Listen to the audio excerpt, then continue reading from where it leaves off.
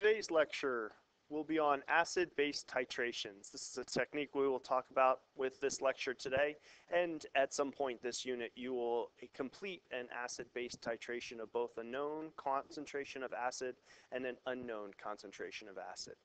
Let's talk about how a titration is set up. I have a picture on the second slide here of a long glass cylinder called a burette. That burette is attached to a ring stand, and then you'll have a Erlenmeyer flask containing your acid with also an indicator. The indicator that we'll be using in our lab is phenolphthalein.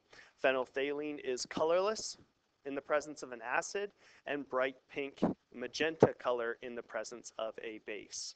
The burette allows us to slowly deliver a small amount of base so that we have a neutralization reaction occur in the flask below it. The ultimate purpose of one purpose of doing a titration is that we want to try and achieve what is called an equivalence point. An equivalence point or an endpoint is when the moles of hydrogen ion equal the moles of hydroxide. For a strong acid and a strong base combination, that will occur at a pH of 7. We have a generic setup of the stoichiometry that you will complete up on the board. You're going to take the volume of one species multiplied by the molarity of that species to get the moles of that. At this step, then, you will complete a mole ratio from the balanced chemical equation to go from moles of your acid or base to the opposite. Then we'll go from moles of the acid or base to molarity of the acid and base by using the mole map. So we have mole map, mole ratio, mole map, a process that you should be very familiar with at this point in the school year.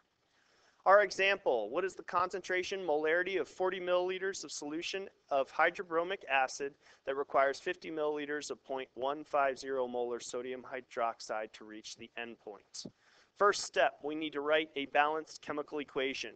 We have HBr that will react with NaOH. We have a strong acid, strong base, so we will neutralize the hydrogen ion and the hydroxide ion will neutralize and combine together to form water, and we will have sodium bromide as our ionic compound left over as a result of that.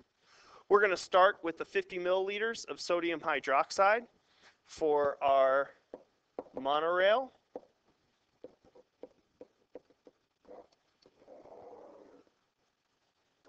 And ultimately, the final result of this problem is that we want a concentration molar, remember the units for that are moles per liter, of the hydrobromic acid.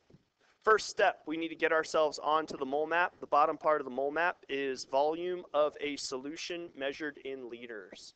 So I'm going to convert from milliliters to liters. We'll then go ahead and use the mole map to go from the bottom of the mole map into the center. So we will multiply by the concentration of our sodium hydroxide. We're then ready to go ahead and do a molar ratio.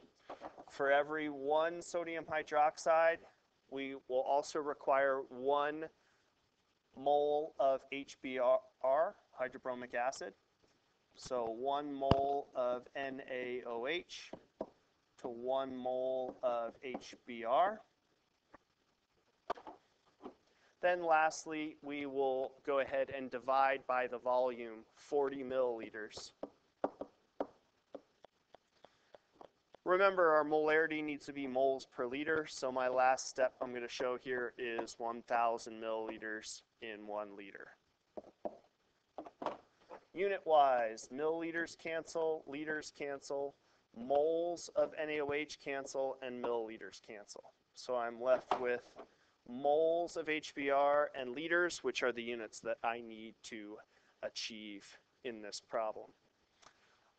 With 3 significant figures, we get 0.188 molar HBr as our answer.